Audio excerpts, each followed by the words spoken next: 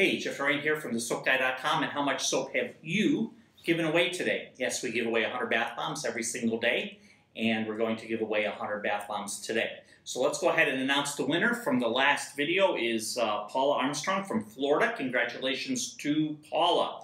I'm going to give away another 100 extra bath bombs this week. We'll send out an email to everybody that has joined the Secret Soap Club. Go over to thesoapguy.com and go ahead and join there, and we'll send you guys an announcement. We'll announce you here on the videos, but we'll send you an email, and in that email you'll get a chance to win. So if you haven't joined yet, make sure you get over there and win your 100 bath bombs. So I was reading an article this week about a person who had started a small soap business, and this person was a master marketer and was getting their name out in all types of magazines and local media, and it was a really, really cool article. As I read the article, it was a shame because they were going to discontinue their business because of a whole lot of reasons and impediments that run into anybody starting a business.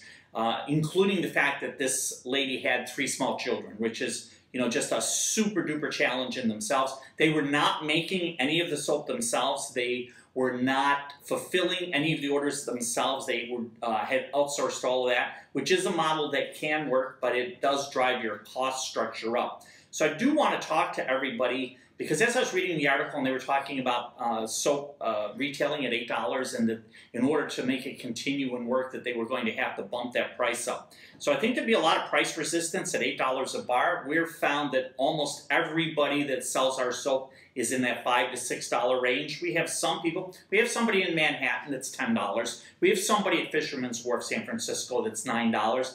But the majority of people, especially in tourist areas and, Florida, they're around $6 a bar. Okay, so $6 is what you should be looking at retail-wise. So if you're going to be selling to somebody, if you're going to be a distributor, you have to understand that that retailer needs 100% markup. They're going to have to pick up that bar at $3. And they don't want to pick it up at $3. They want to pick it up at less than that, right? So if somebody else is wholesaling for less than that, you have to be aware of your market.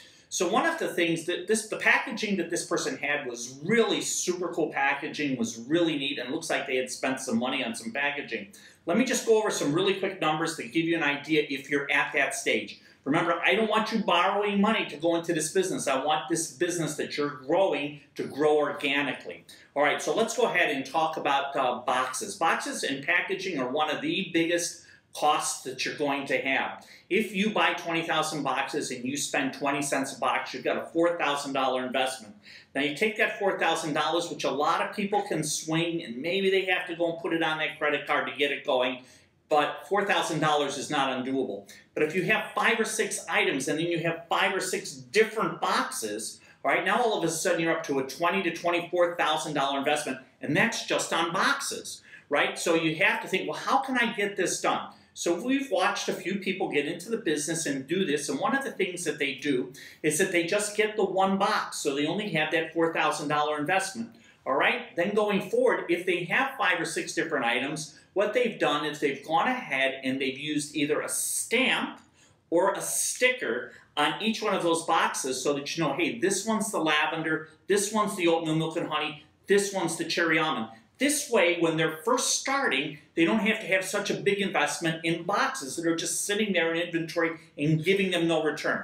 Now, I think part of the problem, it goes back to that idea of having a perfect item, right? It says, oh, I don't want to use a sticker. Oh, I don't want to use a stamp. It doesn't look perfect, all right? So one of the customers that had a lot of success, and they've been at it for 7 or 8 years now, they're actually on their 4th iteration of boxes. So they've had 4 different designs as their business grows. So it's not a forever thing, all right? So doesn't have to be perfect, number one. Number two, if you're not 100% happy with it, as your cash flow grows, you can change that up again.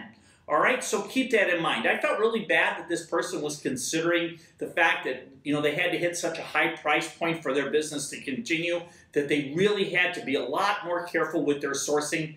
Number one issue for all small businesses is cash flow. Number one, right? So you have to be really careful where you put your resources. When you make that decision, right, that's going to be the decision that affects you going forward, especially in the beginning. After you have some cash flow and there's plenty of sales, you can make some errors in that. But when you're first starting, you really have to be careful with that. So that's it for today. So let's say that today, to win 100 bath bombs, let's go ahead and send an email over to soapwars99@gmail.com. Make sure that in your subject line is the word contest. And then the second part will be cash flow.